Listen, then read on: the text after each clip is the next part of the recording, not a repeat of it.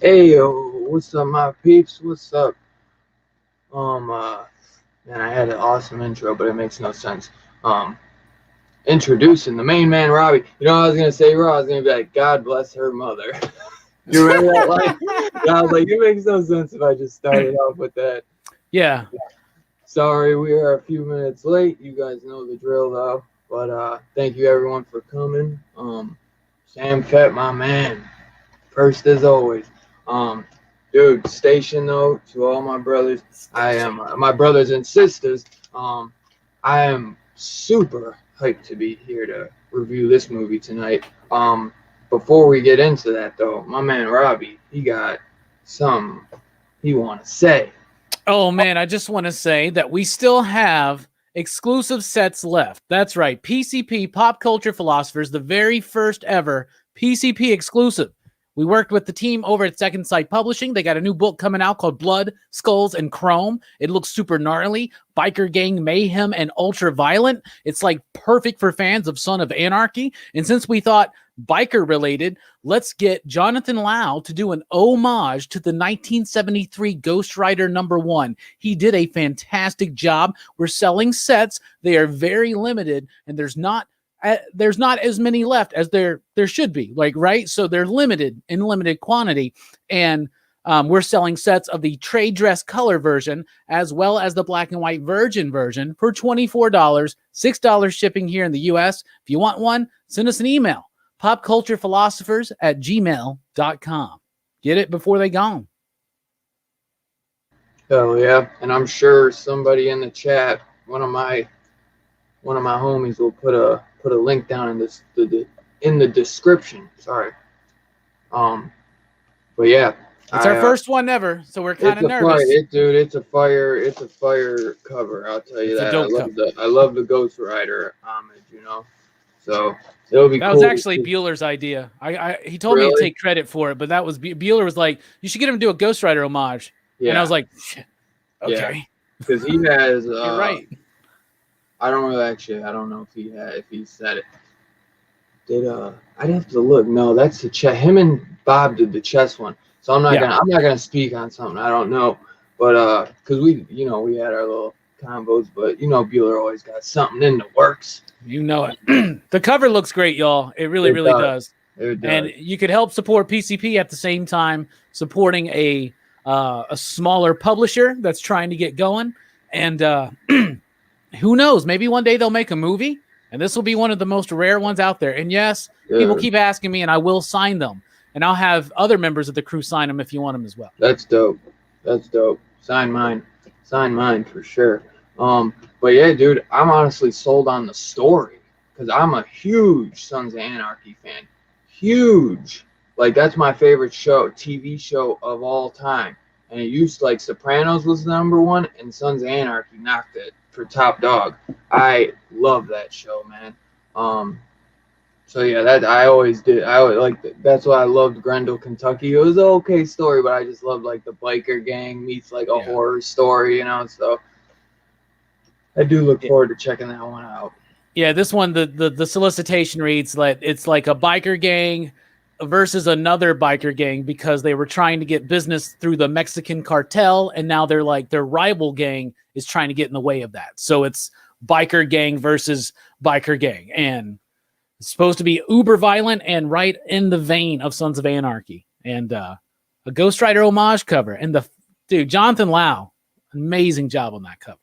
Yeah, without a doubt. And the first ever PCP freaking exclusive cover. I mean, this thing is going to go for big bucks in the next year or so, bro.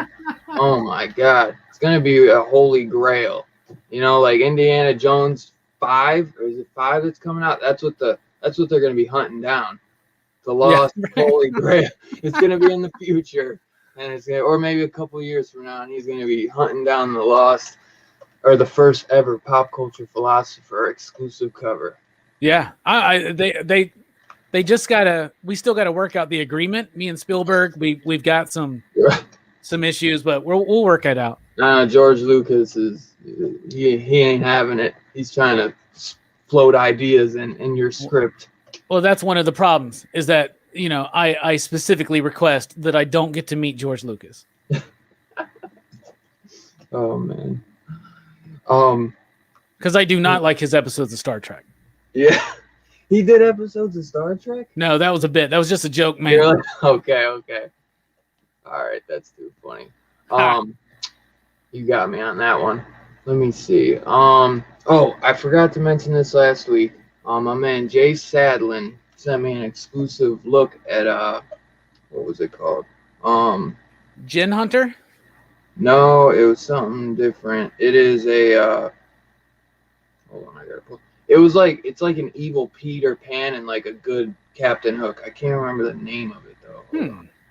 It looks pretty cool though. Basically, he was explaining it. It's a Zenescope title. It's called Neverland, but he's got a one-shot annual coming up, and basically Peter Pan is kind of more evil and Captain Hook is the good guy. So it's kind of like a Elseworlds type thing, kind of.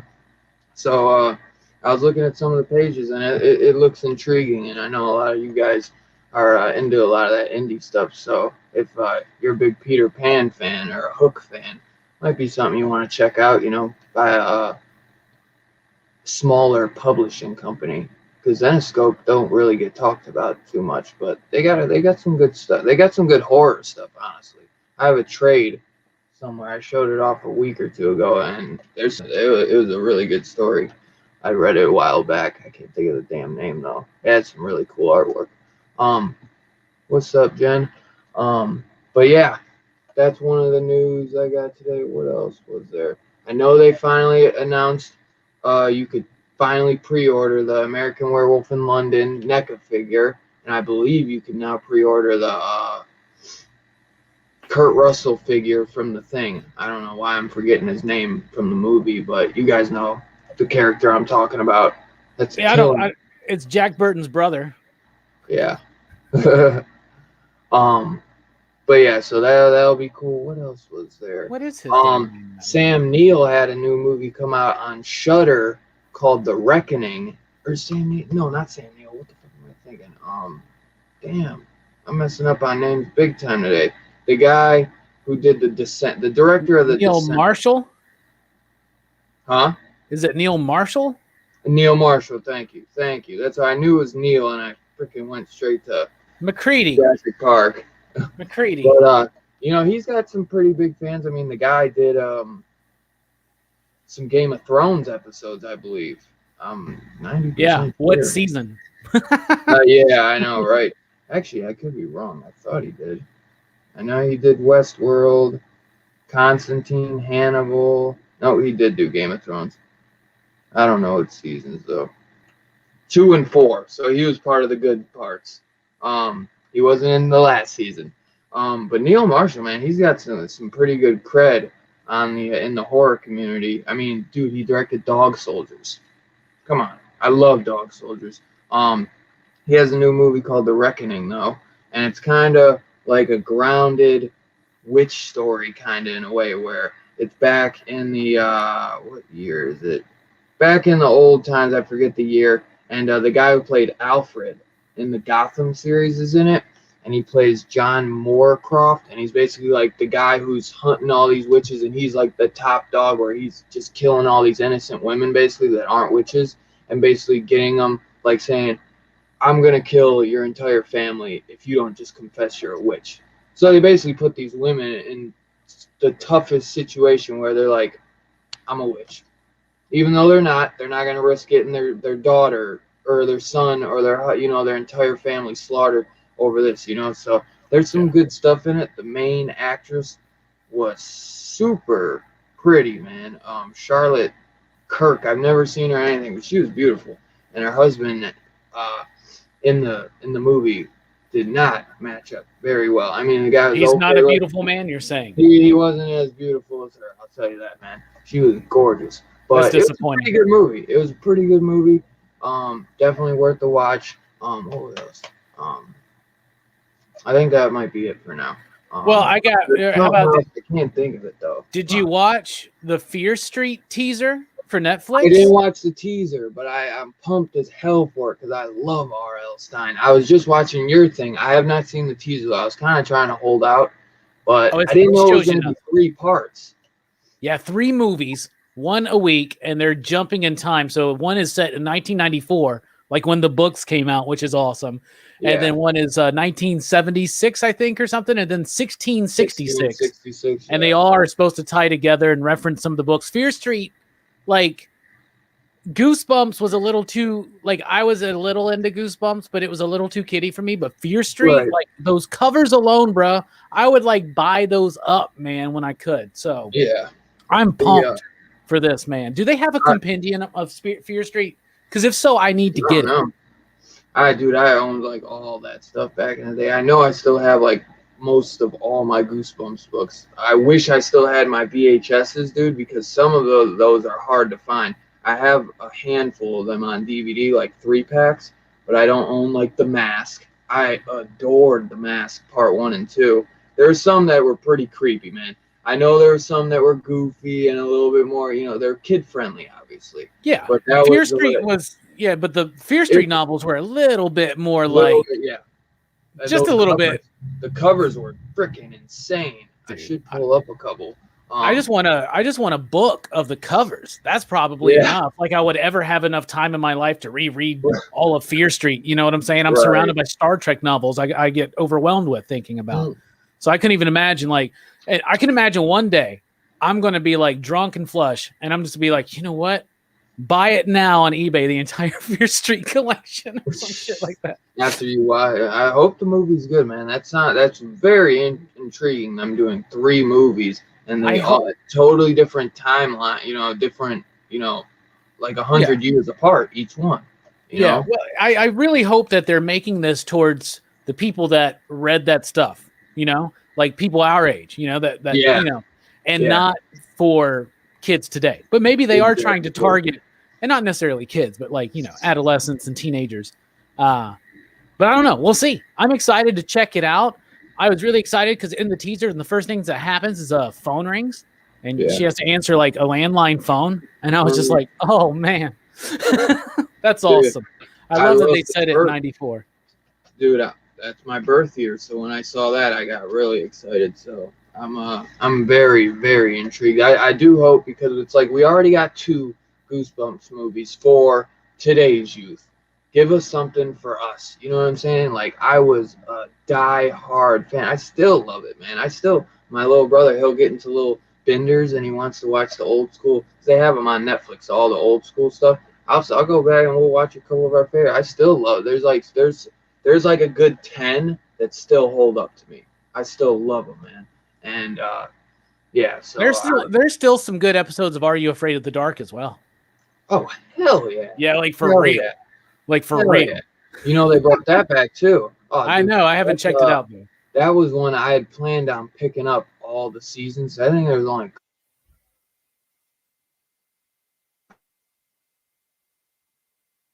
that was freaking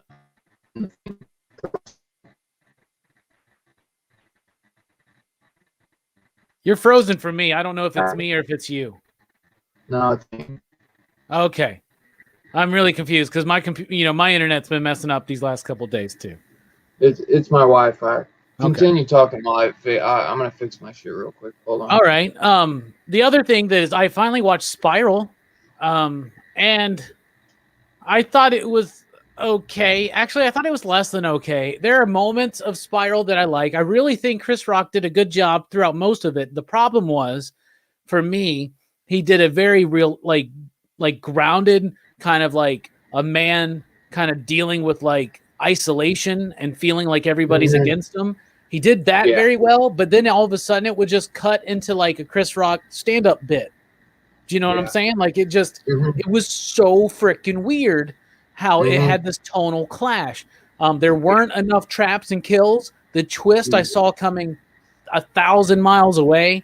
It was. I didn't want to tell you, man. I was like so hard wanting to dog on it, but I didn't want. I want people to go to the theater and see it, and make up their own mind. So I didn't really want to dog it, but the more I contemplate on it, the less and less and less I like it. To be honest, when I came out, I just was not as excited as I thought.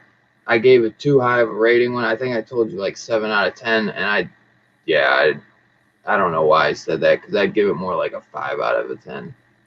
Well, I'll give it a 2.5, which would be like a 5 out of 10, right? Right. I want to give it a 3 because I'm a fan of the series and I'll buy it and it will fit right along and rewatches and stuff. But I was very disappointed, especially because I was expecting something new and different out of Darren Lynn Bousman, and I didn't get that. Samuel Jackson felt wasted. He did. The ending, the end trap was the best. The best trap and kill was the very first one in the subway for me, and they never escalated it, and it felt a little bit more toned down, a little bit more flashy. There was more money on the screen, but just a bit too. And I said this after I watched it, and then I watched Chris Stuckman's review, and he said the same thing. It was like from at every moment, everybody and every situation was at an 11. Like there was never a moment where it kind of like took the time to like chill out, and way too many flashbacks, man. They flashed back to shit in the movie.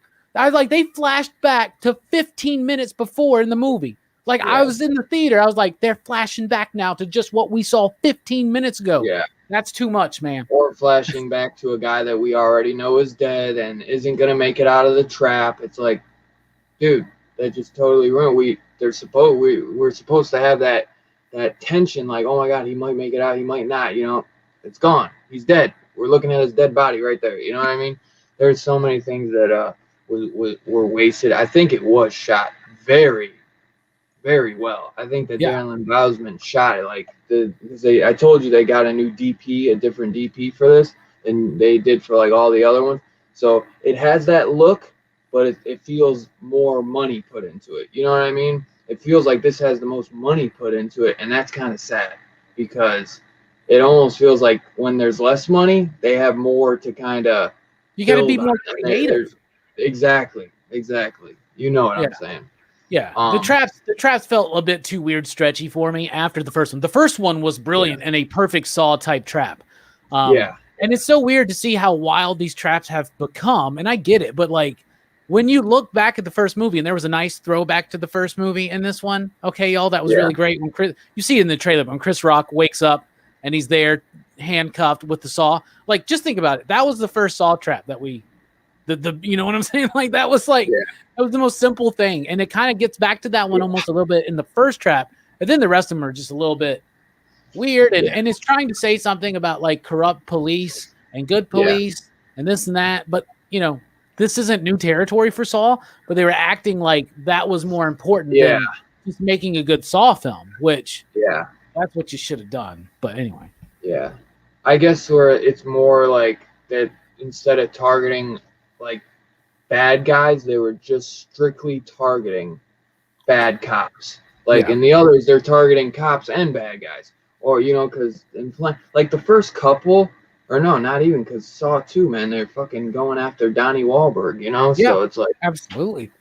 You felt like they were trying to break new ground, man, and they really disappointed me in it. And it's sad to say, like, the script, that is the worst script out of all of them, I think. To be It's honest, it's filled with cliche. The worst twist. Yeah. And it's filled with cliche, and it's just like it's out of nowhere. Chris Rock starts doing bits, and they're funny, but they don't fit in the movie. Yeah. But it is Not funny at when all. he's talking about Forrest Gump and how Jenny gave him AIDS, Yeah. and they're like, no, she didn't. He's like, really? Well, I didn't see a Forrest Gump too. Yeah. I was like in my theater, nobody was laughing at it, to be honest. And once the first kill, once he gets brought in for the first kill, he's not no more comedic. It's like the first 10-15 minutes and it's gone. And then he doesn't trust any cops, but then all of a sudden this white cop that got his tongue ripped out, you know what I mean? He's like, when he's looking at it, because you go see it, we saw it in theaters, I'm guessing, but he's like looking at the Spanish lieutenant or the captain. He's like, you got like eyes all big. He's like, you gotta let me get it on this case. You gotta. It's always everybody's always so turned up, man, and it just doesn't fit. There's no tension really. It's very predictable. But it's just a disappointment. Terrible. I'll tell you what was the twist at the end with Jackson. So stupid. That was so stupid. But what the one thing I did like was when they started doing dun-dun-dun, dun-dun-dun-dun, dun-dun-dun-dun. Yes. Like hearing that theme come back was dope. And I like when Chris Rock got in the beginning, and when the third act starts, and he wakes up and he's handcuffed with the saw. Yeah. I was like, now we're about all that was just set up. Now we're about to have that was the most like who fucking came up with that shit? Like who came up with the whole Samuel L. Jackson? Like whatever. Okay, whatever. Okay, yeah, just whatever. But I'll tell you this: what I loved about it was the going back to the fucking theater, bro. That was awesome. Going to the theater with my lady, buying popcorn, movie tickets, and sodas, and bro, it was great. Yeah, I can dig that. I feel like it was highly in the world we live in today, where everyone's dogging on cops. You know what I'm saying? Shoot first, ask questions later. You know what I'm saying? It felt really, I don't know what the hell that word is, where they're really trying to bring like what's going on and like what they do with comics. So they try and take what's going on in the world and put it into a movie. And that's movies, a movies, contemporary movies that are set in the contemporary day. At times, I mean, I'm down with the idea of them reflecting what's going on or commenting on it, right? But sometimes you're too on the nose, and not that this movie, it's so on the nose because of every fucking cop in this movie is like the worst fucking cop. You know what I'm saying? Like they're all like so like, and there are no levels. There's no gradients there. There's just bad cops, like really bad. Okay, ridiculously. It doesn't even make sense why they're so bad. Kill the guy in front of his son at gun, no hesitation. But and I don't know. It was just too much, man. Yeah, it was too much. Too much. Too fast. I wasn't really a fan of the rap music. Instead of getting an actual score, we just get rap music until we get the score at the end. Yeah, I mean, there's a little bit there, and they were I've been listening to the album all week, but that's not a Saw movie. It just felt out of place. Like I could deal with one or two, but it felt like there is a Spiral rap album out. You know that if you go look out, there is a Spiral rap album. There's only like 5 songs on it though.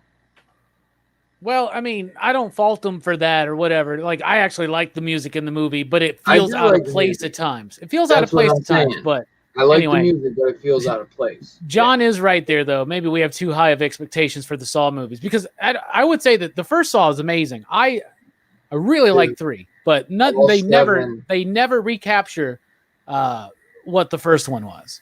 No, John. Yeah, well, because it's like a different. Once 2 hits, it's like a different thing. To be honest, it's the traps and the twist. They take the twist. They take the idea of the crazy twist from the first one, and they try and put that in. But now it's traps. You know what I mean? But dude, whole shoe, all 7 of them are awesome. Jigsaw is okay. Spiral was not as good, but Saw, the whole series is fucking awesome. Do not say they're garbage. Come on, bro. Come on. They're and I'll meet both of y'all in the middle. I won't say they're garbage, and I won't say they're awesome. I'll say the first one is awesome. I'll tell you, go watch like Thanksgiving. That's garbage. Well, the second one. The first one's okay. Anyway, that's enough about Saw, right? Yeah. But yeah, I bet somebody just popped in and they were like, "Why are they talking so much shit about The Burning? That movie's awesome." The Burning is awesome. Yo, what's up, Mastodon? Yeah, Saw is good though. The first Saw is incredible, John. So let's get into The Burning. The Burning. I freaking was so pumped to talk about this one with you. I can't debate, man. I wish I had the slip so bad for this. I can't debate which cover I like better. I love the original artwork, but I love this one too with the skull and everything. Yeah, they're both great. They really are. I wish I had the slip. I can't debate it. I like want to do the original because I usually pick the original if I can only do one, but they're both great. Yeah, this is a phenomenal summer camp slasher, y'all. This is a movie. This was actually the first this was the first Weinstein movie. And the first Miramax production. I didn't know that. Yeah, I never knew that. And what was it? Oh, Bob Weinstein. Harvey Weinstein created and produced. Bob Weinstein and Peter Lawrence did the screenplay. And it was said by Tom Savini that when he got the job for this, because he went, instead of doing Friday the 13th Part 2, because he hated the idea of Jason. He's like, Jason's dead. There's no, so he went and did The Burning, and the Weinstein said that they had this idea and this script way before Friday the 13th came out. So they figured, once Friday came out, all the hype, they're like, well, now it's the perfect time. Because there are a lot of people that kind of compare this and Friday Part 2. And besides them being a camp film, I don't really see the resemblance too much, I guess, the camp film, because these feel totally different. The camp aesthetic I can see, but I freaking adore this film. I love the use of the shears in this. Like you said, this image when he's coming up with them cleaver or the shears, that I just kept fast or rewinding like 10 seconds, man, just rewatching it. It's just so beautifully shot, so well shot, so well lighted. It's just incredible the way for a low budget B horror film. And this movie never got love until like the last maybe 10 years or something. Nobody was talking about this film for the longest time. This was like the secret that, you know what I'm saying? It's like, as a horror fan, if you knew about this, it's like, yeah, he knows his shit. You know what I'm saying? Because it was just never talked about. But this is one of the best. I love the whole summer camp, premise. I just love it. We get some great characters, some of the best characters. In the Friday the 13th movies, most of the characters you end up not really liking. It is Cropsy, Mastodon. It is Cropsy. But this one, there is that dickhead guy who's getting with the blonde. He's a kind of a dickhead. Clancy or Glancy, Glassy, something like that. I don't know, but he's like, "Go on, Sally. It's gonna be great." And he's like, he goes so quick, and she's like, "Yeah, I thought you were gonna keep me warm." Motherfucking Minute Man. My man, thank you for saying it for me. People get too many ideas about me since I'm always the guy that says it. But I love this movie though. It is so well done. Well, there's one thing I want to say before. Oh, like I said, the characters, like in Friday the 13th, those characters, you kind of are cool with them getting killed because a lot of them are douchebags. But this one, you really like the characters. I love Jason Alexander in this. He is so great. It's so cool to see him young. Like the line I quoted in the beginning, God bless her mother. Like, he just has so many quotable lines in this film, and I love it, man. He's just so great.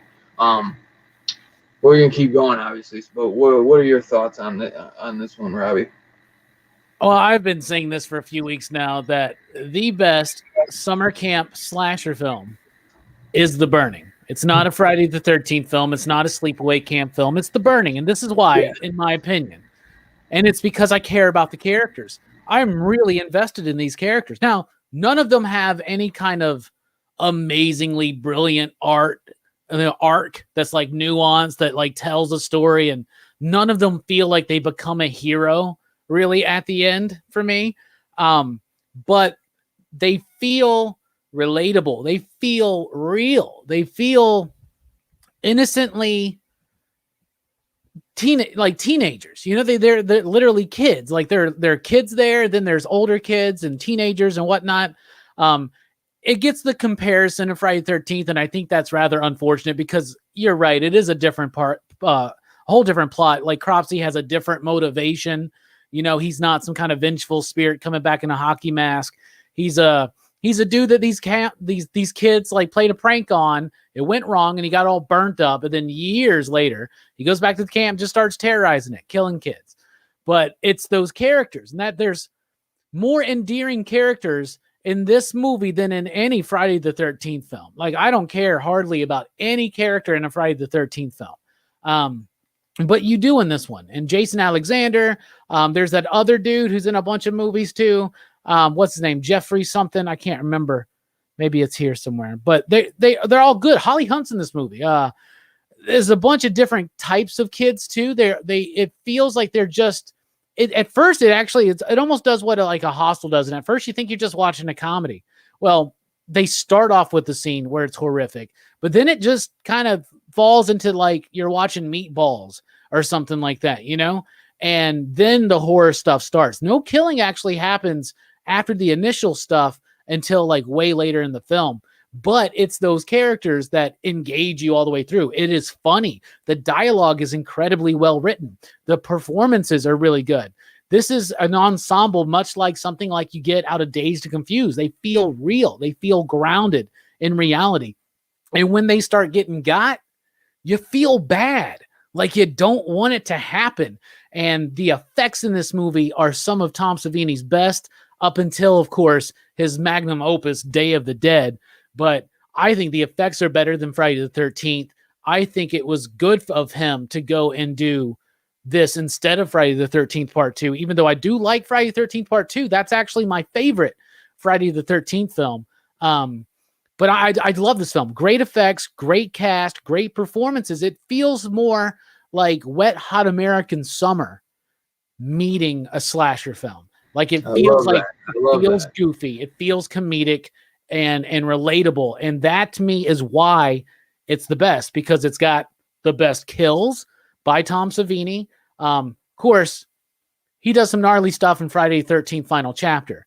But in this one, like, I love every single freaking kill in this one. They're always so prime. Good. He is at his prime right here, man. I love it.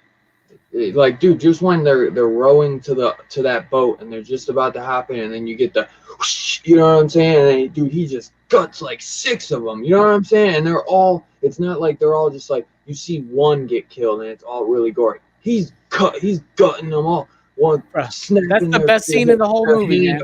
In the freaking neck, you know what I'm saying? Like, just slash through the head, you know, like, oh my God, they're all so incredible.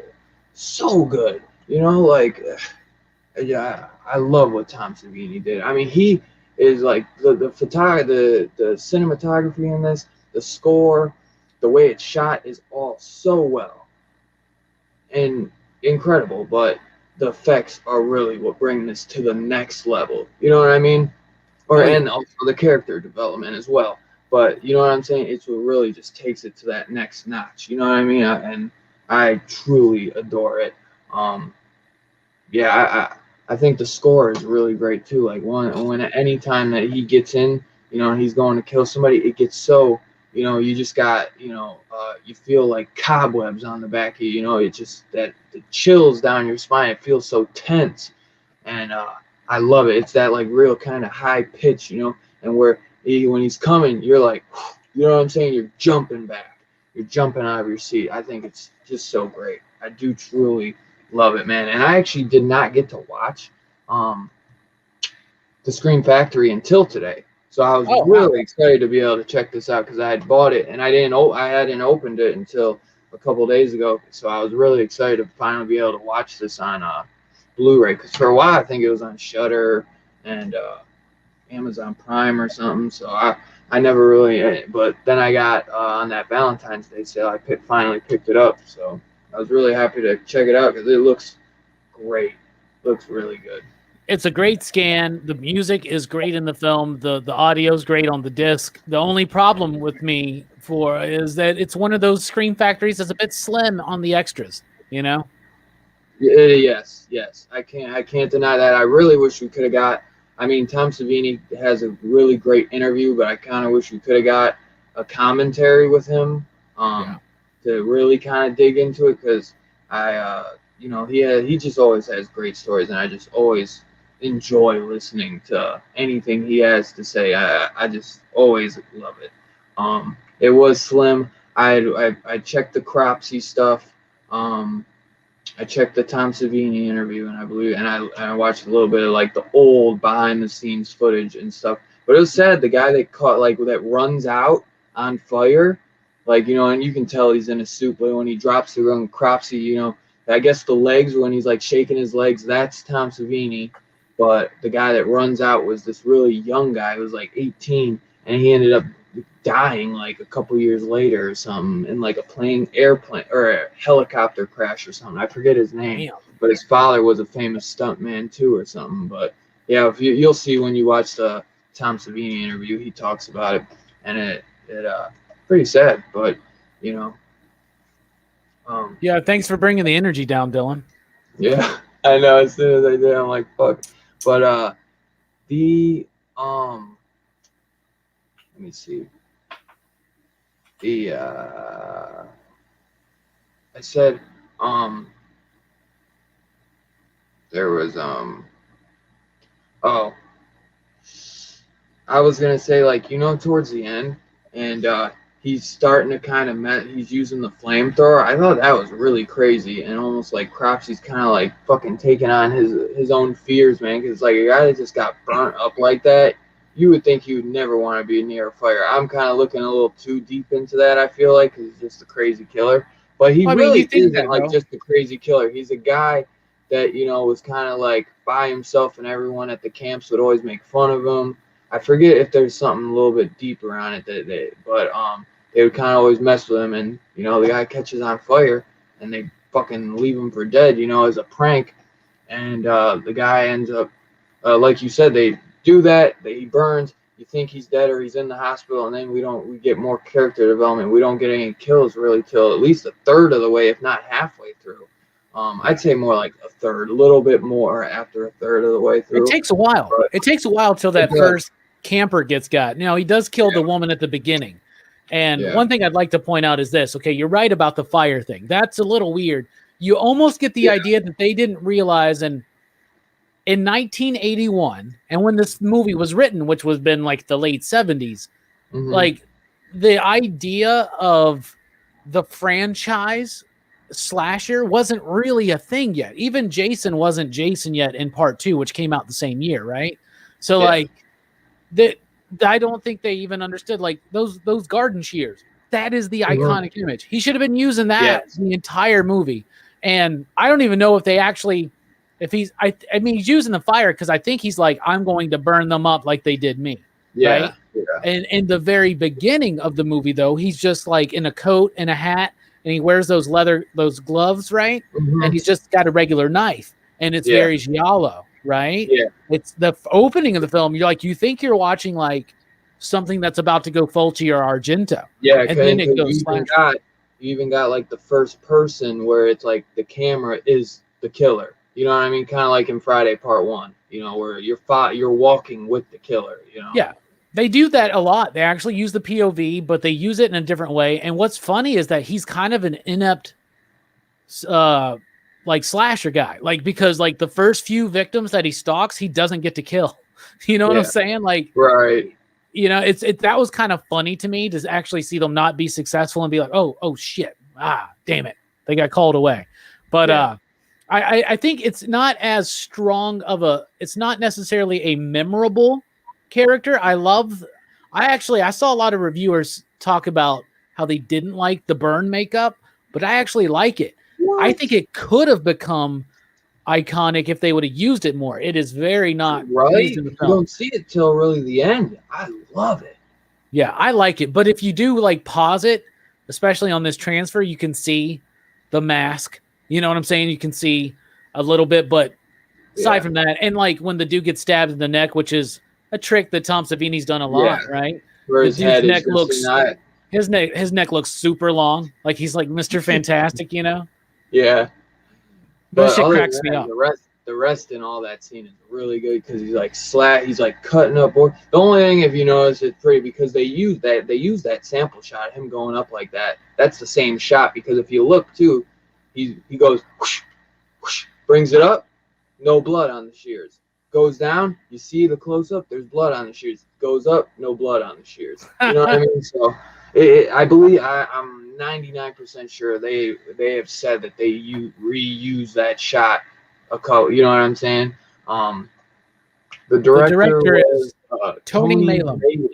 Maylam or something like that. Yeah, Tony Maylam. Great director on this. I don't know what else he's done, but I freaking really liked his choice of shooting on this. I think he did great.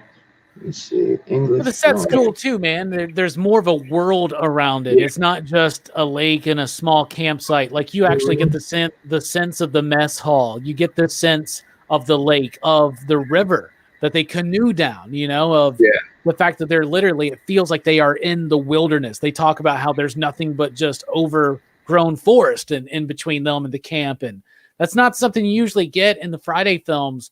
Is something that actually uses the set.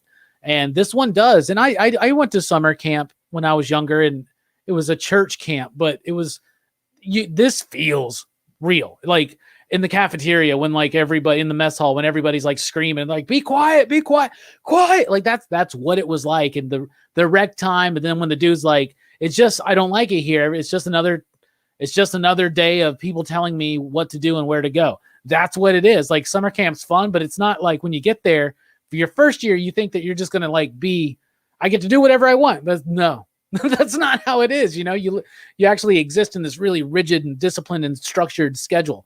But man, I think it really captures the essence because it has campers, and no Friday the 13th movie, but what Jason Lives has campers, right? Yeah. And so the game has campers though.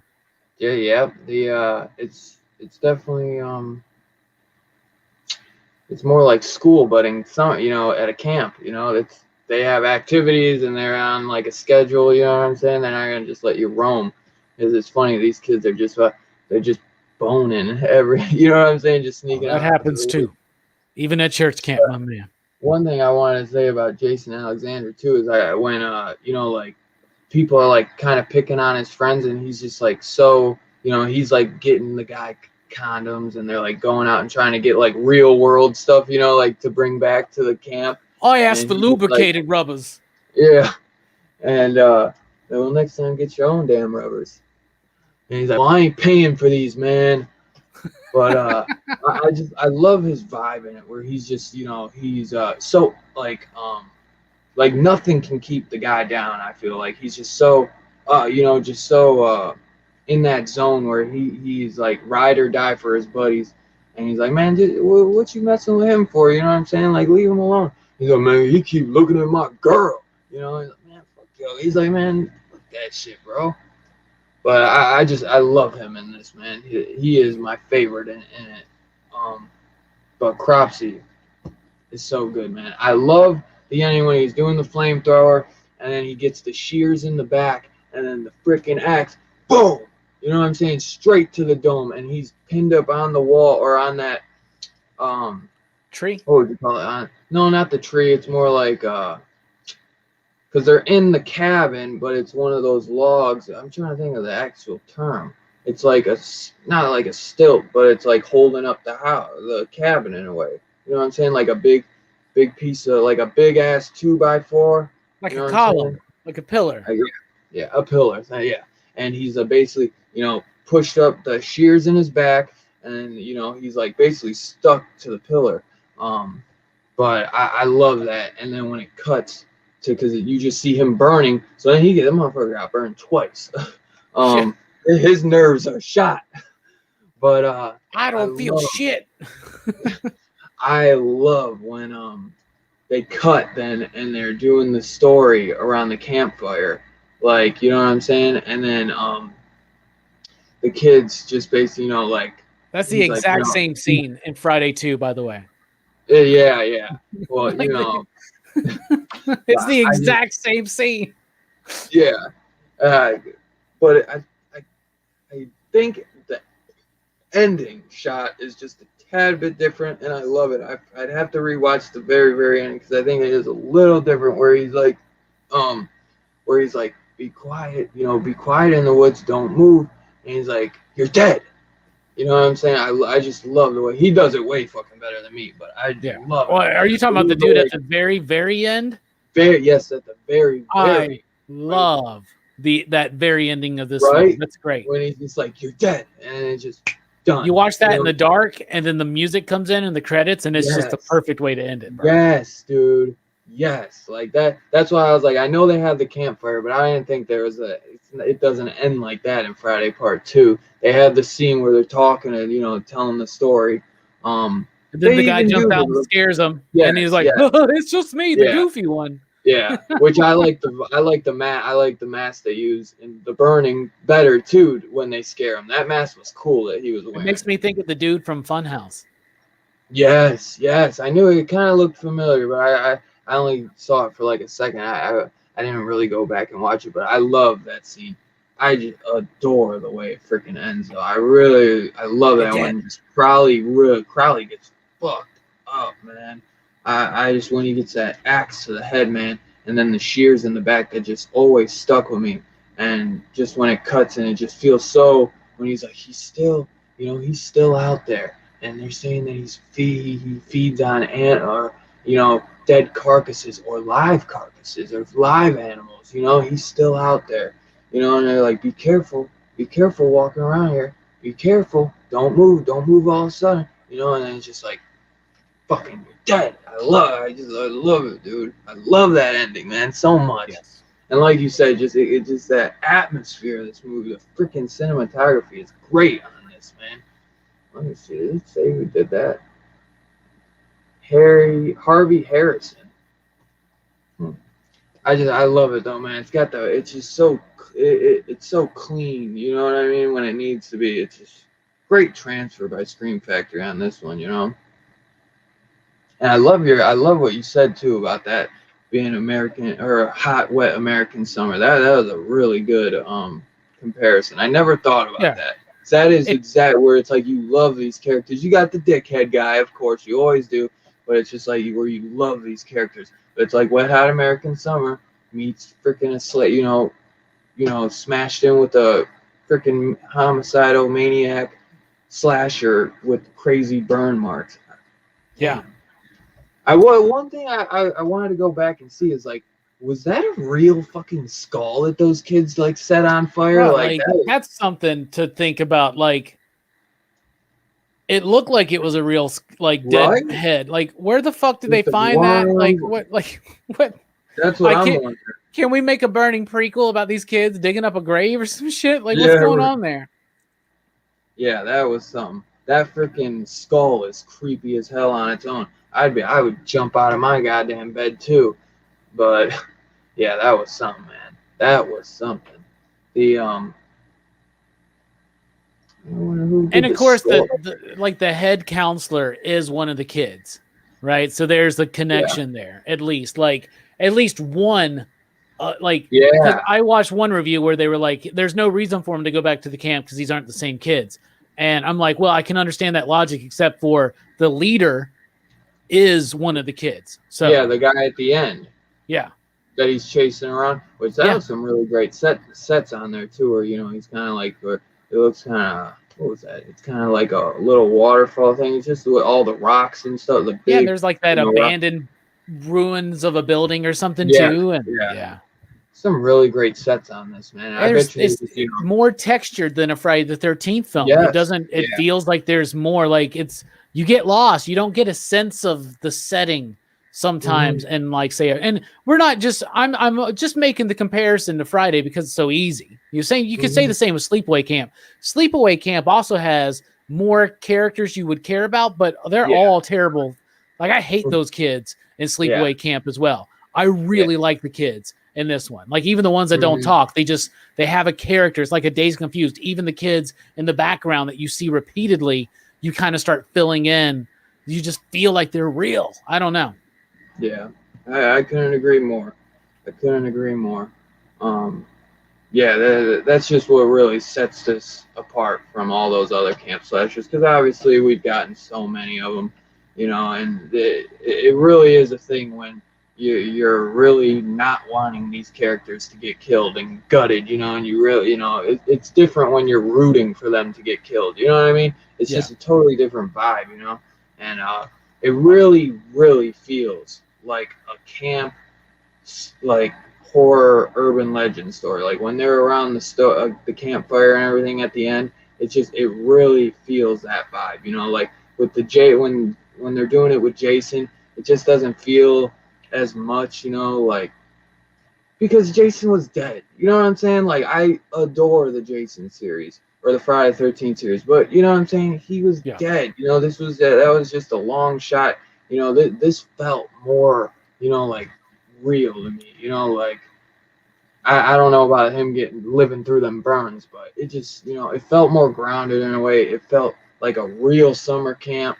Like you said, there's actually kids at this summer camp and shit, so it just it separates the men from the boys, I feel like, in this one, which, don't get me wrong, I adore Friday the 13th, and I loved Sleepaway Camp, the entire series, all 4 of them, but I think they each have something very special and unique to offer, and this one just gets, I don't like people always comparing it to Friday Part 2 just because they came out around the same time. That's why when I said it was like this was like the dirty secret that nobody knew about, because it's like everyone just said, you mean that like Friday the 13th Part 2 ripoff? Yeah. No, I didn't even bother. I seen it. I seen Friday Part 2, why would I watch that? It's like, no, dude, this is nothing like that. The music in this film, bruh. The music in this film alone is worth it. Like, I love a deep, synthy, early 80s horror movie score. And they just, everything about the music in this film is just elevating to me. It enhances the atmosphere and the mood. It provides it so much, It has the tension. It feels so dated, but at the same time, otherworldly. It's everything I look for in a slasher film score. I think, and I know this is sacrilegious to say, especially on a horror show, but I think it's better than Medfordini on Friday, because that's just a bit more. The Friday score is brilliant as well, but it's just a bit more like, your typical stringy, like blank, blank, blank, psycho-y type thing. This one, it has its own identity. It's got its own, it makes the movie have its own identity. And it does something that a Friday, when just compare it to when Friday 13th went synthy, which I love the opening theme for Friday 13th Part 3, but come on, right? You know what I'm saying? Like, this is atmospheric. This is kind of like it's on the level of a score to me, like an underappreciated score, like say Slumber Party Massacre, which has an insanely good score. You know what I'm saying? Or Silent Night, Deadly Night. So, the music's phenomenal. They both came out in 81, Mastodon. I'm not sure, like, the month and date, though, so someone would have to look that up. It says April 30th, 1981 for Friday Part 2. Let's see. No matter when The Burning came out, people watched Friday 13th Part 2. They didn't watch this one. Yeah, this May 8th, 1981. So this came out like, what, a week? This shit came out 2 days before I was born, bruh.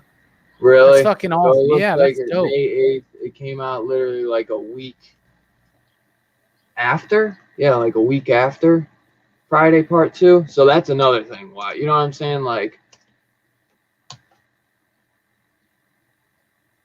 these suckers came out too close to each other, you know? But what are you gonna do? Yeah. Literally, man, like 8 days apart. That's crazy. That is something. But I do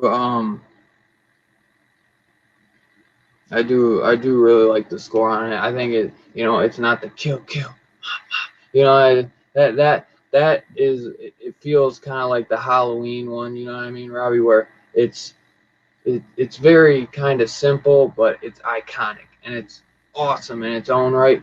But the burning feels a little bit more elevated. So I can dig on that, man. I can dig what you're saying on that.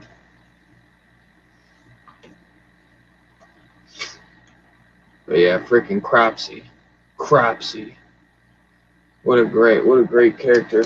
The guy, I don't know what he's ever been. Lou David as Cropsy, but he was great. He was great.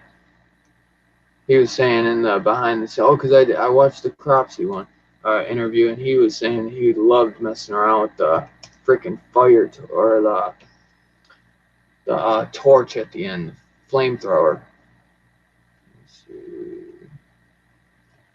Let's see what else was that guy in. I wonder if he was in anything else. Lou David. I doubt it. The Last Dragon and The Exterminator, it says he was in.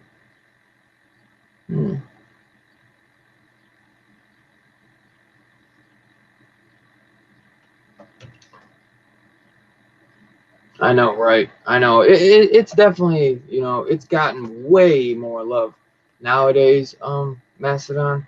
But, for years it did not get the love that it truly deserved. What's up, Bobby? But yeah, man, like most of the time nowadays, if you tell somebody that Savini did it, like they're gonna go right to it and fucking be kissing your feet after watching it and saying thank you so much. But back in the day, this was highly underrated and nobody was really talking about it. I remember there was a thing where Tom Savini had somebody come in his house, this guy on YouTube, and kind of did a tour around his house, and he had a big poster of The Burning. He's like, I fucking love that movie. He's like, dude, I love that you said that. He's like, nobody talks about The Burning with me. He's like, nobody ever said. He's like, I love that movie, but no. And it's like, you're kidding. Like, that's fucking some of his best work, And he was doing it. What's up, P Money? He was doing it around the same time as like The Prowler. Creepshow. Creepshow, but there was another one too. Whatever, but you guys know he was at the height. Was that around Maniac? Maniac, yes, thank you. That was the one. It was around Maniac, The Prowler, all those, So he was like, I felt like an assassin. I was just going from movie set to movie set, assassinating teenagers. But the man was good at his profession. But is there anything else you want to speak on, or you want to get into the rating on this in a minute? We can get into the rating. I mean, I touched on the music, the characters, the development of those characters. Jason Alexander, the best performance in the film. Yeah. The villain could have been a bit more iconic because I don't think they realized how iconic certain moments of it were. But the music, the pacing, it's a quick film. It's nice. If I had one big problem with it, it would probably be like the nudity. Makes me uncomfortable maybe because the women that get nude seem a bit young. They have some really, really interesting tan lines. Yeah, right. I guess so. But I mean, overall, I like it. I also just wish that there was some more like all the dudes like, and this isn't necessarily, maybe it is a criticism knowing who like, helped, created this film with Harvey Weinstein, right? But like all the dudes are very forceful. Like every dude's got to like force his woman to try to get with him and shit like that. And you don't really get to see like a relationship that's not like that. And so Those would be the only bad things I Get could think the fuck out of my face. Yeah, that dude, like, what the fuck, bro? With her? If that dude would have just relaxed, he would have gotten laid that night. Yeah. But he's all like, and I hear stories, man. Apparently, a lot of dudes are like that, man. You got guys. If you need help, just watch The Burning and don't do what those guys do. That dude, if he would have just been cool, calm, romantic, he would have gotten laid, bro. Probably twice. Yeah. She ain't get naked and go into that damn lake for no reason, you know. Fucking get the fuck out of here. Get the fuck out of here. You know, like, don't worry, he got stabbed in the throat. Spoilers. Yeah. God. Longest neck ever. Those were the two guys, him and then the other guy. He wasn't as, he was being a little forceful, but he ended up getting some, the blonde guy.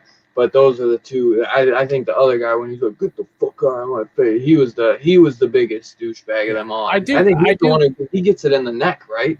Yeah, he's the one that gets it in the neck. And I do like how the one guy though, yeah, he is a Minuteman. They play that for a joke. You know what I'm saying? Like that's cool because he's kind of the bully, kind of like, hey, what the fuck is wrong with you? What are you talking about? Yo, and also like that's the other thing that makes the characters endearing. Even him, like, even though like he's got this problem with this weird nerdy kid that's like staring at his woman in the shower. Like that is grounds to want to kick some dude's ass. Okay. Some dude's like sneaking around in the shower to spy on your girlfriend. Right. Or maybe your girlfriend. I don't know. But like, that's grounds to be like a little bit like, yo, bro, what the fuck's your problem? Right. You know what I'm saying? But like, even then, and they do the whole thing where they like shoot him in the ass with a BB gun or whatever. Right. But like, even then, like, he's still like, he has to exist with these people, and you feel like that's why I think we like Jason Alexander's, because he seems like the dude that can go from click to click, and he's that kid that's cool with everybody. And and you get the sense that they're like the head of the cabins, so they're kind of like counselors, right? And then the younger kids, like like Jason Alexander feels like he's like in charge of that group in that cabin, right? I don't know if anybody's ever broken down everybody's roles like Star Trek, but anyway, I feel it, dude. That's what I love about him, because it feels like he's kind of like the leader, and he's all taking care of back. He doesn't. Yeah, he takes care of him, and he doesn't care. He sees right through the flaws that they might have, that they might be a little goofy. It's like, man, dude's, well, he's a little, he's a little shy. He's a little hormonal. The dude's just, trying to get laid, and he knows it's going to be a little bit tougher for him than some of these other guys. So, leave the guy alone, Let him look at your girl, man. He's not smashing her in the back of the woods, bro. I mean, he might if you keep putting your hands on that girl like you were, She might have to dog your ass and go mess with a good guy. But, what are you going to do? But, yeah. But, I thought Kiss meant Knights in Satan's Service. I think I think it's great though. But anybody, if you guys have seen The Burning in the chat, put your rating down below out of 5 you digs, out of 5 slips, out of 5 burn scars. Or Jamie, give me a good one. I want to. You're like 8 for 8. Let's see what you got this time. What are we rating this one, my brother? I'm going to give this one 4 premature ejaculations. It'd be funny, like 2 seconds later, right? Jamie just put the same thing.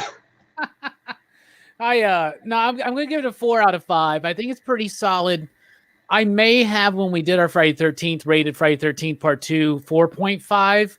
But I think that this is on the level, but I'm trying to be a little bit better and not so just shaded with the horror glasses. You know what I'm saying? The beer goggles, but for horror films. So I'm going to give this, I think overall, it's a solid 4. It's a really great slasher film that encapsulates everything that makes a slasher film work. The villain could have been a little bit more involved throughout the plot, but the strength of the campers and the counselors outweigh that. And I love the kills. Tom Savini, some of his best work at that point. Music's incredible. Everything we already talked about, man. I absolutely love this film. And if you are a fan of Friday the 13th and other slasher films in the 80s and Sleepaway Camp, and all that, and there's probably even more camp slasher films, but those are the big three, right? And you like just slasher films in general, this is one of the absolute best. And if you're a Tom Savini fan, it is absolutely a must watch for premature ejaculations. Well, the thing is, man, that's your favorite Friday the 13th film, part 2. So, you know what I mean? Like, we don't do in-betweens, otherwise this might be like a 4 or 8. You know what I mean? For you, I could see if you did give part 2 Friday the 13th 4 or 5. I mean, I thought about about going 4 or 5, 4.5, but like I just honestly I got to stop putting movies like Reanimator on the same level as, say, Godfather 2. You know what I'm saying? Like but it's about what the movie is and what it's trying to do. Yeah. And The Burning has some missteps, but overall the performances and the special effects of the music carry it. So yeah, I hear it.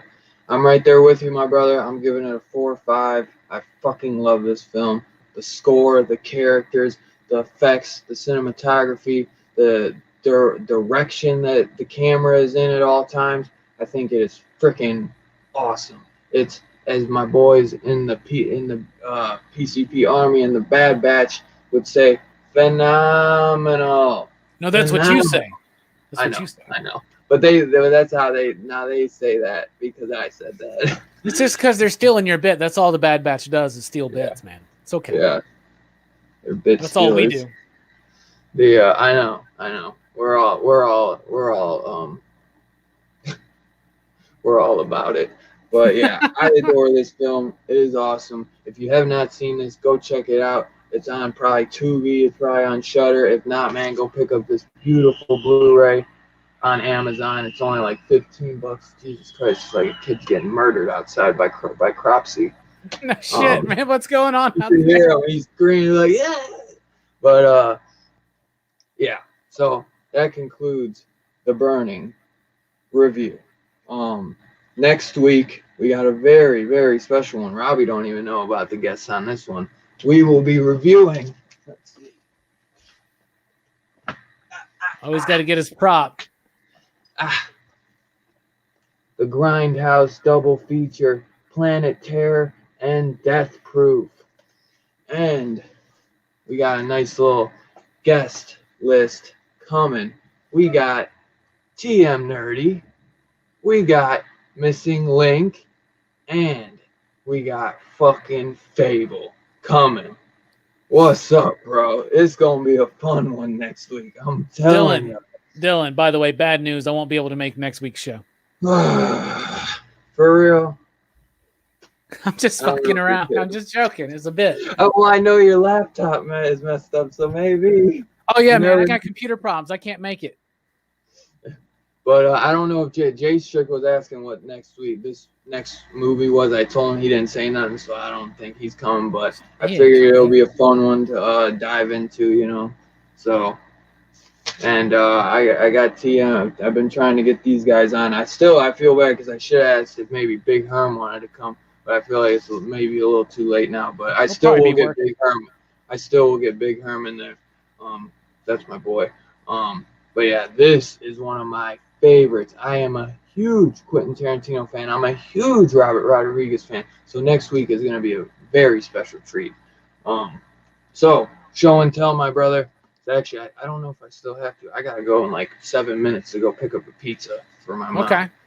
So I don't know if I still have to. Hold on. While you show, I'm going to go ask my mom. What do you got? Shaw, you got your was it Grindhouse? Yeah, I got my Grindhouse stuff in finally. Oh, yeah. Let's see them. So I finally got my Grindhouse video Easter sale, Easter Carnage Arrow sale. There is the Steelbook edition of Weird Science.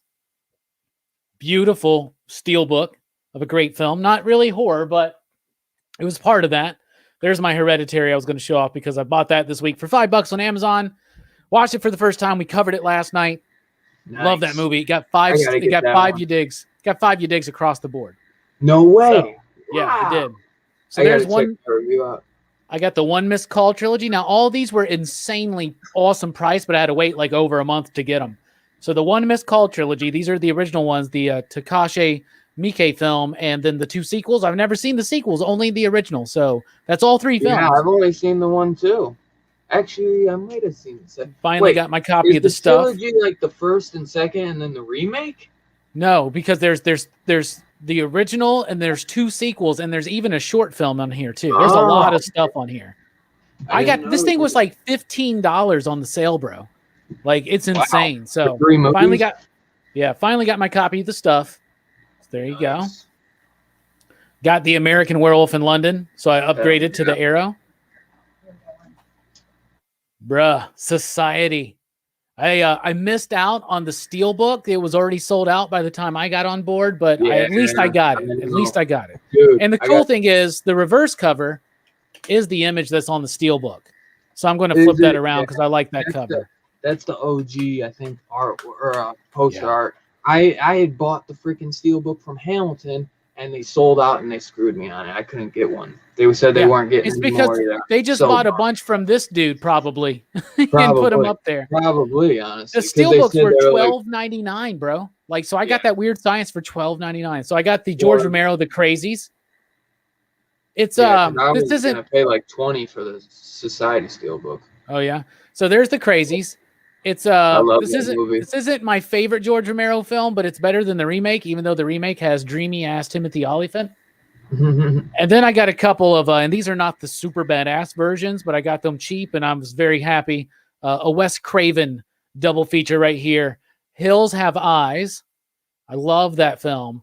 And Last House on the Left. And yeah, both of these movies pretty crazy, but I love them. I think they're very important films in the genre that we love discussing here on Saturday nights, horror. Yeah. And so I was very excited. They have like 3-disc versions of these that come with like soundtracks, right? Really? But whatever. I had the movie and they got a shit ton of features as you can see. Yeah, those are still great. You don't need that. So I'm happy. Did you get Hills Have Eyes Part 2? I thought that's what you were saying. I didn't. But you got one. No, I haven't gotten Part 2. Do they do did Arrow do it? Does Arrow do 2? Okay. Mm-hmm. Yep. 2 is an interesting one. It's kind of 2. Hills Have Eyes 2 is kind of like Texas Chainsaw Massacre 2, where it's not. I mean, it's not as goofy, but it's a little bit different. But anyway, that's what I brought. So. That's what you brought. Yeah, and I'm still waiting on my Puppet Masters. They should be here in a few days, though. So. Oh, well, I'm glad that I could show mine off then at least. Nice. But. I got a decent little stack this week. I got Warner Brothers Archive Collection, The Witches. I actually went back, rewatched this. Still Angelica Houston, baby. Angelica Houston. Oh my god. And Jim Henson's effects in this, so wicked, man. Awesome. And I went back watched this, and then I went and watched the new one on HBO Max because they remade it with Anne Hathaway. Nowhere, it's good, but the witches aren't as good as this one. I'll tell you that. They're more CGI and they're like kind of like cut down the middle. They kind of feels like harpies to me, you know, and they kind of got the crazy teeth and their like mouths kind of open up more. It was still very creepy, but it doesn't really hold a candle to this one to me. I still think it's worth a watch though. Anne Hathaway was pretty intriguing in it. I think I already showed this off Orlando. That I don't know why I had that in my stack. I already showed that. Speaking of Full Moon, these were on sale for really cheap. I think I showed this one a couple weeks ago. This is only like $8. I think I got this for like $8, and nice. Usually this stuff goes for like $15. They're really cheap right now on Amazon. So I picked up 1, 2, and 3. They were all cheap. All cheap, bro. I wish Creepazoids would be cheap. Creepazoids is still $25. I know, right? I want Creepazoids with Linnea Quigley. And there's only like 3 left last time I checked, which was this afternoon. Yeah. Yeah, but yeah, I think 1 was 12. The rest were all 10 and lower. The first one was like 8. The second was like 9 something, and then the third was like 12 or something. Yeah, I wouldn't pay too much for subspecies, to be honest with you. Yeah, Plus, well, we got the full moon streaming service, which I keep forgetting about. I finally put it on my Roku, so. Did you? Nice. Because Creep is always on there, so I'm gonna watch it on there. I've been like hesitant to buy some, but because these were so cheap, that's why I grabbed them, because they're not gonna, they're either gonna be gone or that you're only gonna be able to get them on full moon for like 15 or way more. So I was like, for the price, I'm getting, you know, like 3 of them for the price I would pay for 1.5 on full moon. I also got Species with nice slip station. Where'd you find it? Amazon. Dude, you get it with the slip. How much? 24. That's too much for that movie, but I kind of want it. This one was worth it for that. I know it is a little too much. 20 would have been better, but I knew it was going to come. I was 90% sure it would come with the slip, so that's why I pulled the trigger. But I do like the movie. And you know why. Yeah, I know why, young man. It's not Life Force, but it's Natasha. Natasha Hendrickson or whatever. Henstridge. And I also had to finish my Chud collection. I got Chud 2, Bud the Chud. Fun fact, this was actually rumored to be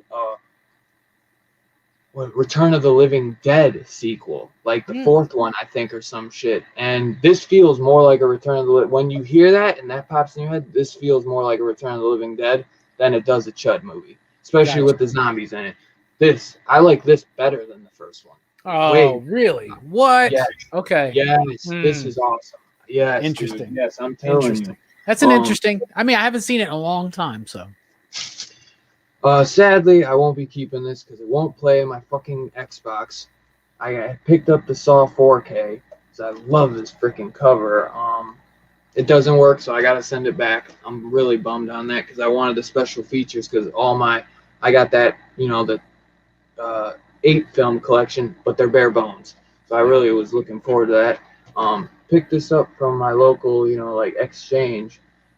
This is out of print, so I wanted to grab this. Lee Winnell and James Wan, you know, I love it. I know this isn't a popular opinion, but I loved this growing up. I know it doesn't hold it up as much, period, but I still love it. Also, this was really cool. I needed it for my Stephen King collection, 1408. They had a regular copy, and they had you got the Blockbuster. Yes. Dude, for the same price. They had a regular and this, but this has 2 alternate endings.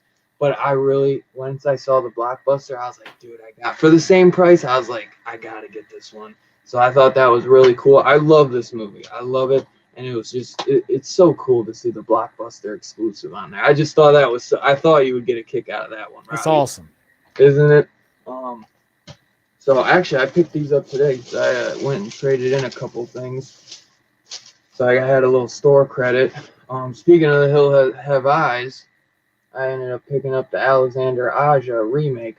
I remembered liking these when I was younger, but I really can't stand the rape stuff in it. So I figured I'd pick them up because they were really cheap.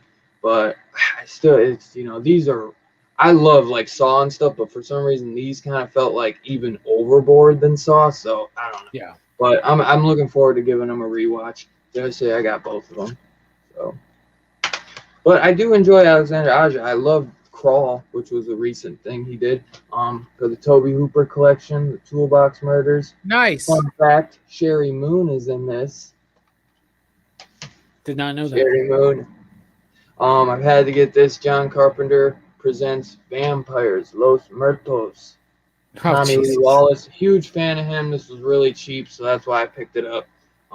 And it's well, you can get it for $10, but this copy I think is out of print. The other copy is like a bare bones Canadian release or something. So, and I got it cheaper than I would for that, so I was like, fuck it. Had to finish the set. Urban Legends, Bloody Mary, another out of print title. You can't get this. So I found it, and these were good prices too. They were really cheap. So I was like, fuck it. I snagged it up. Mary Lambert, the director of the original Pet Sematary 1 and 2. did this, so I'm looking forward to checking it out. And I know you said if we review Urban Legends, we got to do all three, so I figured I got to get it, you know. So I'm prepared, Robbie. I'm prepared. I actually am looking forward to going back and watching it. So I'm not prepared. Is it streaming somewhere? I don't know. But there's one girl in this, Kate Mara. I love Kate Mara. She's in this. And last but definitely not least, the awesome, let me go big for this, the awesome Puppet Master set. Very nice. Right. Looking forward to getting mine, bro. That's an awesome set. I love how they're all individually. Yes. Like they're all their own Blu-ray. I'll tell you, it was weird though. If you look, do you notice something? Like, look at the cases. It's not the skinny one. But look at Puppet Master Part 4. They gave me a different case for it. Do you notice that? Yeah. Isn't that weird? It just sticks out to me. Yeah, it does. All of the cases were the same except for Part 4. And I don't like so freaking weird. Isn't that so weird? So weird. But I got a extra copy of Subspecies coming, so I'm gonna switch out the case. Nice. It really bugs me seeing that like that. Pull these out because I gotta get going. It comes with a little nice booklet. Not really much in there, just kind of like a little synopsis on each film and like what was going on when they were making them. But yeah, this is a great set, man. I'm really looking forward to seeing the all of these are digitally restored and remastered, and surrounds, the scores. I'm so hyped. I put on Part 1 right before I just finished Part 1 right before the stream, and I'm put on Part 2 while the when the fucking intro was going. So I'm looking forward to digging through these. At least, the first 5 at least, and then the newest ones, the Axis trilogy. So this, I think, is more kind of like flashback to everything that's gone on. Yeah, I think so. This is the trilogy, Axis of Evil, Axis Rising. So these are the most recent, but the only one I'm missing now is Blade. Because he just recently got his solo movie. And then this is kind of like special features disc, but I love that artwork. Love it. That's beautiful. So yeah, really great set, highly worth it, especially for freaking $65. It's 60 plus the 5 on tax, but $60, get a full year of freaking full moon, and then we get a freaking $120 box set with it. You cannot go wrong with it, man. Worth it. I haven't even used the streaming service yet, and really? I just put it on my Roku, so now I'm going to start using it. And we need to start doing some full moon single movie reviews, young man, so we can take advantage of it. Yes. Okay. But seriously, the 65 now that thing is over now. You can't get the Puppet Master set anymore, but they're still doing the 10 disc thing, where they have a selection of movies and you can pick 10 of them. And they got some good ones on there. I could have filled out 10, So Beach Babes from Beyond, I think, is one of them. So Linnea's in that one. I'm sorry I had to rush out of here, but I got to go pick up this pizza. I'm already freaking 15 minutes late. I love all y'all station. I cannot wait for next week. Grindhouse review. Go check out my boy Robbie. Go make sure you check out his new freaking awesome exclusive comic book cover. Don't sleep on it, y'all. It's going to be a grail one of these days. You don't want to miss out on that. Now, do you? You don't want to miss the spec. It's going to be on Comic Tom's video, I guarantee. Hey, yo, God bless her mother.